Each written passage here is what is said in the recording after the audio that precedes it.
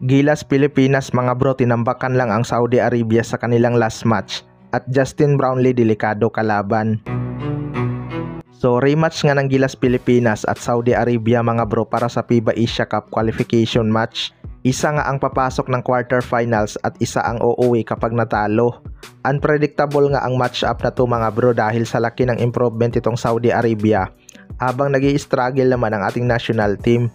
Siguradong gusto din itong Saudi Arabia makabawi sa Gilas Pilipinas lalo na't may home court advantage sila. Pero hindi naman ganun kalaki ang kanilang crowd dahil marami din namang Pinoy ang susuporta sa ating national team na magpapalakas sa kanilang loob. Tinambakan nga lang ng Gilas Pilipinas ang Saudi Arabia sa kanilang huling match-up mga bro. Pero sa ngayon nga ay mukhang hindi na ganun ang mangyayari. Posibleng magiging dikit lang ang laban na to. Sana mag-step up din ang ibang locals natin dahil si Dwight Ramos lang talaga ang consistent sa locals pagdating sa opensa. May higanti nga itong Saudi Arabia na maliksi gumalaw mga bro at double digit ang average nito sa kanilang tatlong game. Nandyan naman si AJ Edo na inaasahang didipinsa dito pero sana maiwasan nila ang foul trouble. Alam naman natin na manipis tumawag ng foul ang referee sa FIBA Asia Cup kaya dapat talagang mag-ingat sila lalo na sa mga sundot.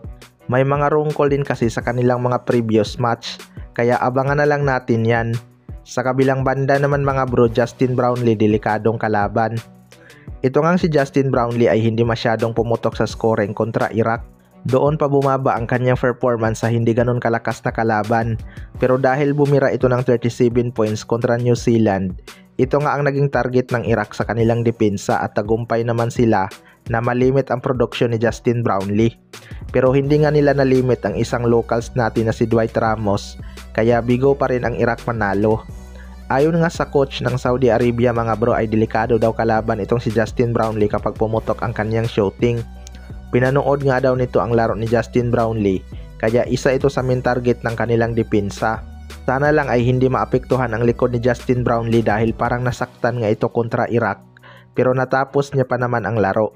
Kaya sana makabawi na si Justin Brownlee sa kanyang shooting beyond the arc dahil napakaala talaga niya laban sa Iraq. Magiging malaking factor kasi ang kanyang scoring laban sa Saudi Arabia mga bro. Kapag mainit siya sa labas, makakatulong nga yun sa kanilang spacing lalo na't may mga big man itong Saudi na masipag sa rebounding. Sana din magdomina si Junmar Fajardo dahil do or die game na nga ito para sa kanila. Kapag natalo sila, 4 years na naman bago sila makapaglaro ulit sa FIBA Asia Cup. Siguradong out na din si Junmar Fajardo sa mga panahong yan dahil may edad na. Kaya titingnan na lang natin kung makaka-advance sila.